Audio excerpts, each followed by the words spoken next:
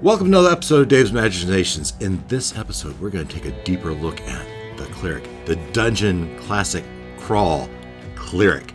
If you like the idea of leaning on a deity to use their power to heal your party members, or really anyone, if you like the idea of turning undead, a little more than that in this game, it's a little more than just undead. They can turn on certain creatures. We'll get into that. Also, so you heal your party, you can turn undead, turn creatures, or you can also cast clerical spells, leaning on your deity, and we can cast spells using our God's ability, God's influence. So, if you want to go through all that with me, stay tuned, and we'll get through that in a second. Stay with me.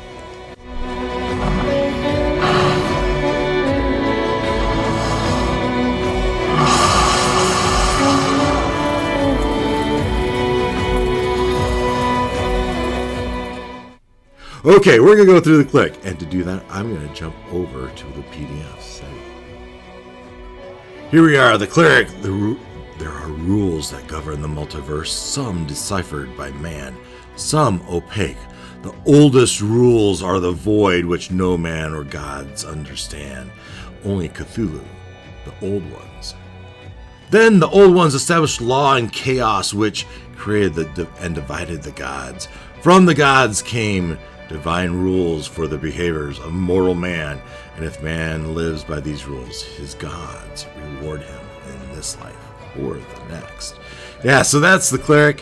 For the hit points, the Cleric gets 1d8 hit points. Again, I would modify that by your stamina. For each level you increase, you would roll a 1d8 and modify that by your stamina, and that's how your hit points would increase. Choosing a god, that's kind of important. At first level, Cleric selects a god he worships, and in doing so, chooses one side of the internal struggle.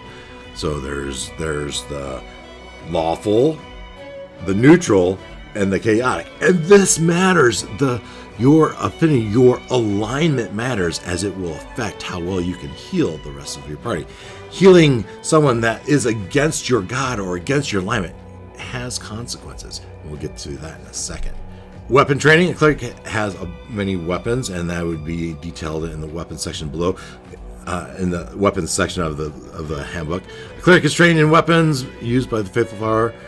Clerics may wear any armor, and their spell checks are not hindered by its use. Let's jump to page 32, though.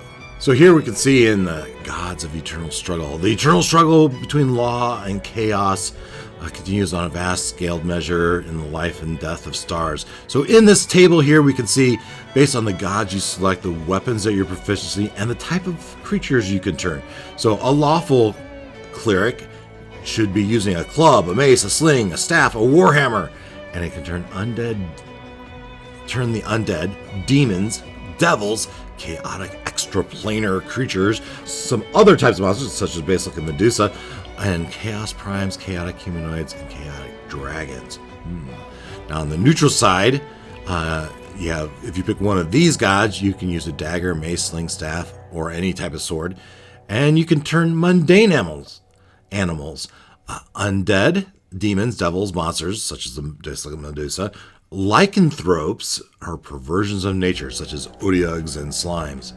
On the chaotic side, you can get an axe, a bow, a dagger, or a dart, or flail.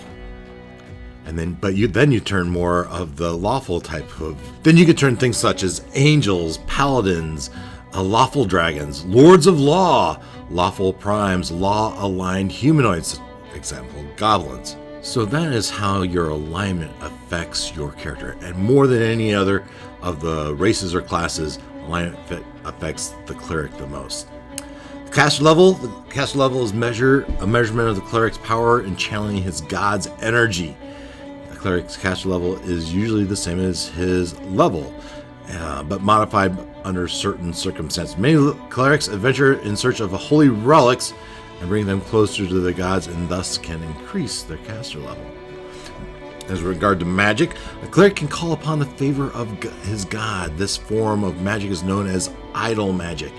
Its successful use allows a Cleric to channel his god's power as a magical spell. and we'll get to that list of spells. To cast spell, Cleric makes a spell check, and that spell check is made like any other roll. You roll your D1, D20, your personality modifier, and your caster level. If the Cleric succeeds, his god attends his request. Not always, predictably, but with generally positive results. If the Cleric fails, he risks disapproval. His god is preoccupied, annoyed, and he will have a disapproval. It begins at a natural 1. You roll a natural 1, you get disapproval. But once you do, that will increase the range of your... So if you roll 1, then your disapproval on any given day, within that same day, your disapproval would then become a range of 1 or 2. And that would increase each time you fail to make a spell check. These rules apply to cleric magic. A natural 1 means a disapproval. A natural 1 during a cleric spell check, cleric discovers that he has somehow gained disfavor with his deity.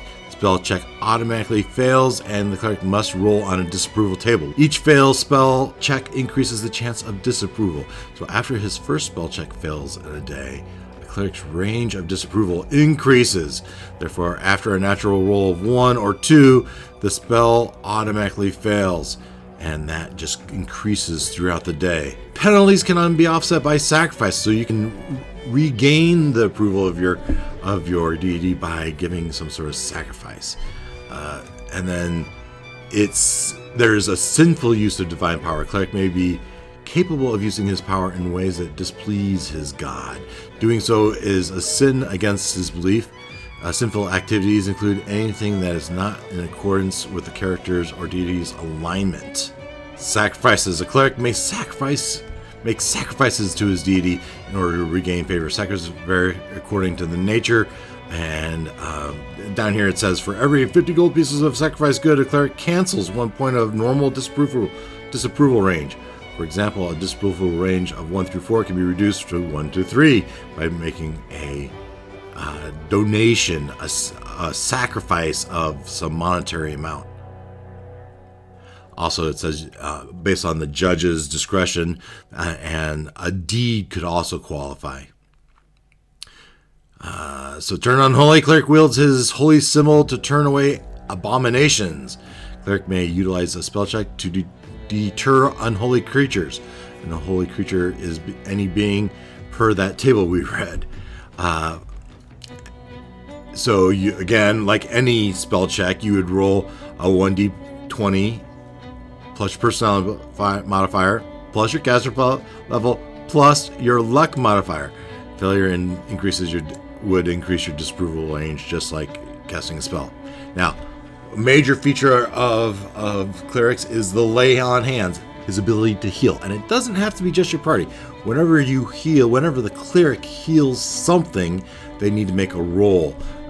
Again, that's your 1d20 plus personality modifier plus your caster level, and with that success, you would roll a number of healing die. If you do your lay on hands, you roll a 1d20 plus your modifiers, and you check this table, right? So if it's 1 through 11, you fail, right? And if you got a natural 1, you would have to roll on the disapproval table. Or rather, if you roll within your disapproval range, regardless if that disapproval range was set by casting a clerical spell or perhaps turning on undead, you have a disapproval range. If you fall in that, then you have to roll on that table.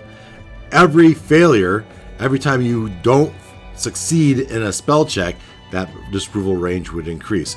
And here it says, for the lay on hands, if you roll a 12 to 13, you would get 2 healing dice. Now, I would have you roll 2 healing dice. Now, that healing dice equals the hit die of the thing you're trying to heal. So if you're trying to heal a warrior, his hit die would be like 1d12. So you would roll 2d12. Now, he can only heal one of those hit dice, but you would take the higher. You just take the higher. So, and then that is the healing that the warrior would get. But you can never heal more than hit dice than the target has. So that is the lay on hands. Oh, also you can use, it says here, if you have a broken limb, you can expend one of those dice. Instead of healing, you can use one of those die to heal a broken limb. 2 to heal an organ, 2 to remove a disease, 3 to reduce or remove paralysis, 3 for a poison. 4 dice are needed to get rid of blindness or deafness, right? And in those cases, if you use dice for that, then you're not healing, right? And this is another way that the alignment comes in. And as you see here in this table again, if you're the same alignment as a cleric, use this column. So if you're the same and you roll a 12, you would get 2 dice. But if you're adjacent, let's say if you're adjacent, that would be neutral, would be adjacent to both chaotic and lawful. If the cleric was neutral and you were chaotic or lawful, then you would get 1 die. If you were, let's say, a lawful cleric and you're trying to heal something chaotic, you would only get 1 die. And you can see that as long as you're the same, you get the best possible healing. But if you're adjacent, it's okay. But if you're opposed, it's not very good. And you would get disapproval, right? Your disapproval range would increase because you're trying to heal someone not in alignment with your alignment. Divine aid. As a devout worshiper, a cleric is entitled to beseech his deity for divine aid. Followers are already rewarded with spells and the ability to turn unholy, so it must be recognized that requesting direct intervention is an extraordinary act. To request divine aid, the cleric makes a spell check at the modifier that would apply were he casting a spell. Extraordinary act imparts a cumulative +10 penalty to future disapproval range. Don't be asking your gods for stuff all the time. A simple requests such as lighting a candle would maybe only have a difficulty class of 10, whereas extraordinary class, summoning or controlling a living column of fire might have a difficulty class of 18 or higher. That's all the judges ruling. So that's divine aid. Luck. The cleric's luck modifier applies to all spell checks and spell checks to turn unholy creatures, so it doesn't apply to your other spell checks or your lay on hands. Action die. Clerics use his action die for attack rolls, and here we get the table again. You can see the attack modifiers in the second column. You can see the crit die table that he uses, the crit die and the table that the cleric uses. You see the action die. He has 1 action, 1 attack up until 6th level. 6th level, he gets a secondary attack with a slightly less effective. Notice the modifiers to your reflex, fortitude, and willpower. You would apply those in addition to your normal attribute modifiers. So, for example, if your stamina was +1 already, you would have a +2 to your fortitude, not just a +1. Spells known here, it shows you the number of spells you would know. Now, spells known. You can cast this as many times as you want, but just remember your disapproval range is increasing whenever you have a failure. You may choose not to. You may choose not to want to continue casting.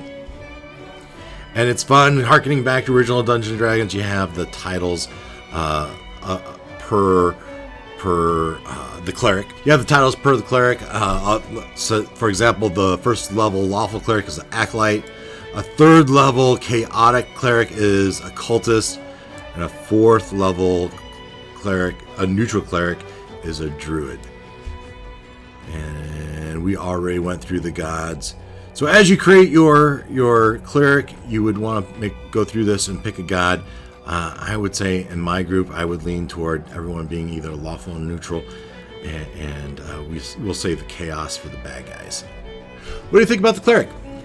You like leaning on a deity to do cool stuff, calling on the mighty power of the gods to achieve results, to cast spells, turn undead, turn creatures, or heal your party. If that appeals to you, maybe you like the cleric. What do you like? What do you don't like about the cleric? Leave it down in the comments. I'd love to hear what your thoughts are. And maybe you're liking these. Hope you are. I intend to do each of the different races and classes, and this was the cleric. If you don't mind, take a moment to hit the like button, subscribe. If you want to see the other videos, get notifications, click that notification bell. Otherwise, in the next video, I'll be doing another class, and we'll have to see what that is. I hope you're enjoying this. I am, and until then, take care.